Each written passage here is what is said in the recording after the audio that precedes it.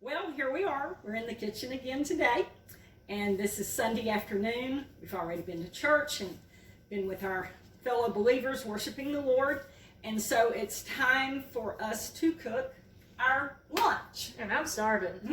She's starving. And so we're going to show you what we're cooking.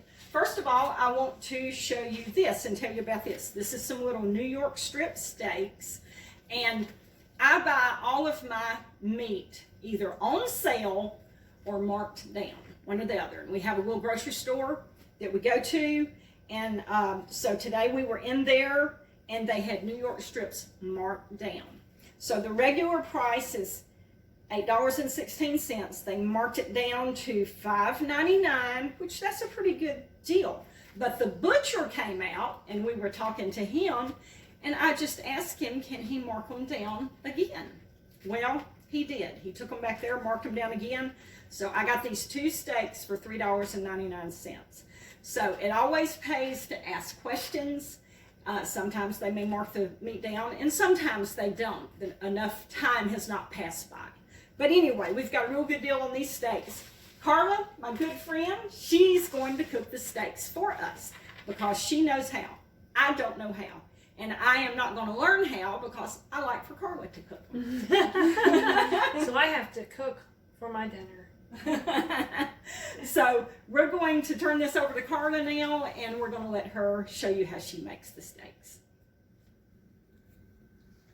Hi, so what we're going to do is cook some steaks. And this is the way I do it. I'm not really a chef, but this is the way I do it. I'm going to season them first on this side, and what I'm using first is garlic powder. I like to use garlic powder. You can use garlic salt, but I have salt in some of my other seasonings, and I like to do a low sodium version if I possibly can. I'm just going to salt them generously. Garlic is good for you, so I figure it doesn't hurt to have some plenty of garlic in there. I'm going to put onion powder in there, and there again it's powder, it's not salt, because onions are good for you as well, and try to add some nutrients in there wherever I can. And put a little crushed red pepper in here. I'm not going to do a lot of that because I really can't handle heat.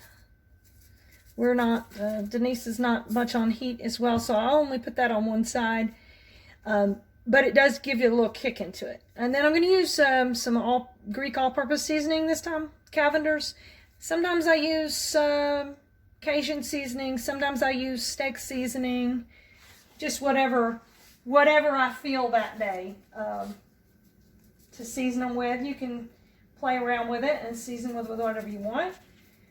And this will have plenty of salt in it, so I won't need really need salt. So I'm going to put those in there. Oh, and I forgot to turn my pan on. A good idea is to just go ahead and turn it on and get it warmed up while you're seasoning them, but I forgot about that this time. Put a little oil in here. This way the pan can start getting hot and start cooking. I need a little bit more oil. You don't need a ton of oil because they're going to have moisture in them, and so the moisture will come out as they cook. You don't need to worry too much about them. But I do want to have just a little bit of oil in there to keep them from sticking at first. Put that one in. Put this one in. And then I'm going to go ahead and season the other side. Garlic powder.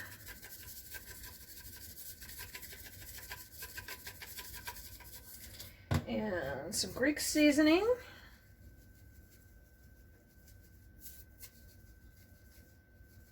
Which might be better on lamb, but we're doing steak today. So here we go. Get some onion powder and garlic powder.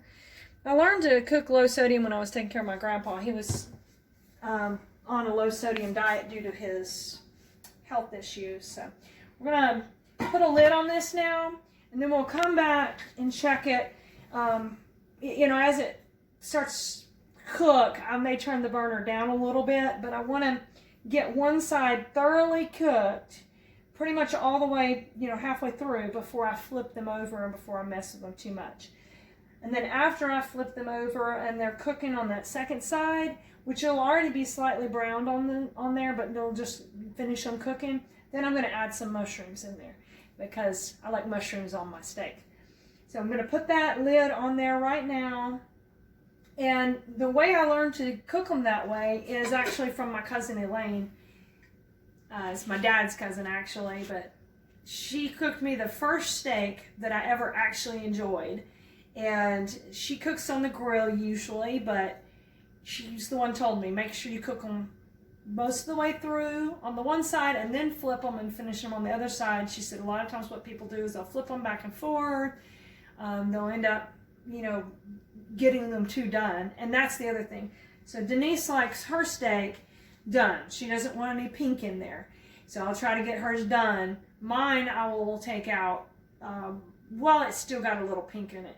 Because the more done they get, the drier they can get, and the more stringy they can get.